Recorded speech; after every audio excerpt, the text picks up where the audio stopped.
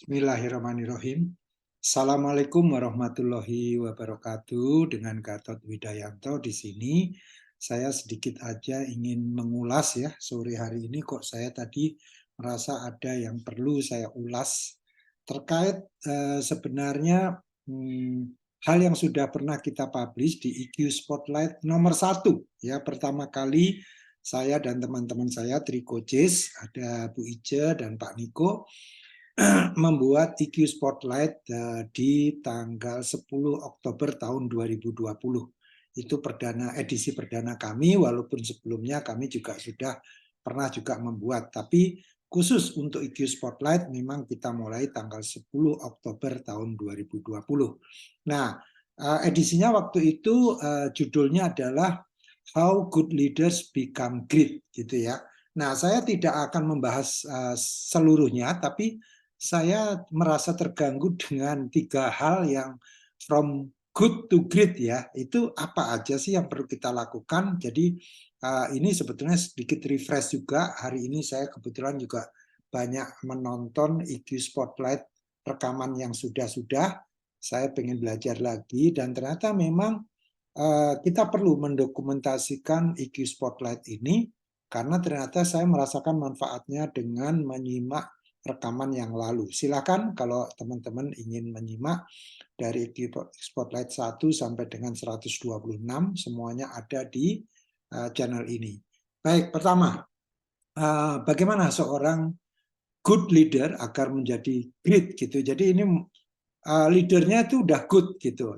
Bagaimana supaya great? Ya, ternyata ada 3 hal. Pertama adalah dia harus bisa membedakan antara perasaan dan tindakan. Ya, yang namanya perasaan apapun itu benar karena itulah yang kita rasakan. Ya, tapi pada saat kita bertindak kita harus mikir karena apa yang kita rasakan tidak harus 100% semuanya kita ungkapkan. Misalnya yang paling ekstrim adalah pada saat kita marah kita tidak perlu menggebrak pintu gitu ya atau menggebrak meja gitu. Artinya kita harus memanfaatkan bagaimana mengendalikan perasaan itu. Ambil jeda ya, sedikit nafas gitu. Jadi ini untuk mengingatkan saya juga ya, jadi supaya saya juga tidak mudah marah gitu ya. Kemudian yang kedua, pahami juga bahwa orang lain merupakan cermin dari kita. Ya, artinya orang lain itu ya sebetulnya kita juga seperti orang lain juga ya dengan segala macam perbedaannya ya.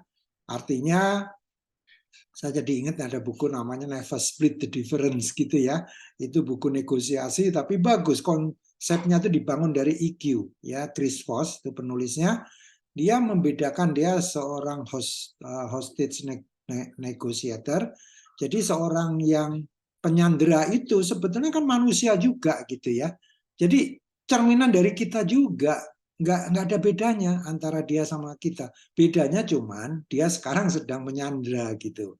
Kita tidak gitu ya. Nah, apa yang kita lakukan? Jadi pahami dulu bahwa mereka tuh manusia.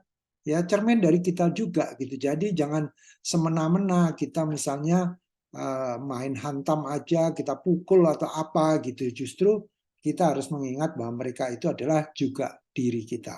Terakhir, kita harus selalu ingat dengan why we do what we do ya.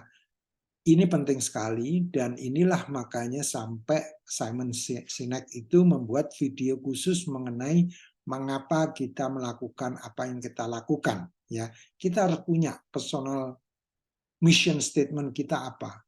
Di dalam hidup ini kita mau ngapain sih gitu ya. Kita jangan cuman menjalani hidup mengikuti flow, tapi kita harus tahu arah kita kemana. Ya, ini di sini bukan berarti kita harus menjadi bos, harus menjadi pimpinan perusahaan, harus punya bisnis, enggak. Tapi kalau itu Anda inginkan juga nggak apa-apa. Tapi kita berada di dunia ini, dilahirkan di dunia ini, kita untuk apa sih?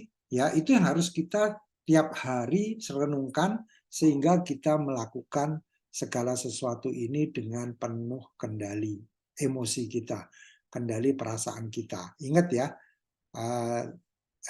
think, feel, act ya. Jadi pada saat kita melakukan tindakan kita harus berpikir dulu, ya. Feel, act, think gitu ya.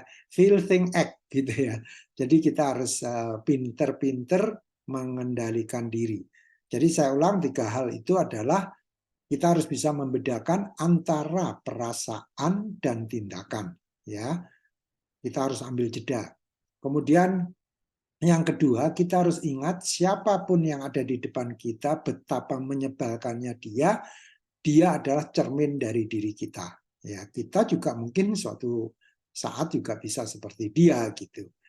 Dan yang ketiga, harus kita gali why we do what we do. Mission statement kita apa, noble goals kita apa. Demikian, mudah-mudahan bermanfaat. Assalamualaikum warahmatullahi wabarakatuh.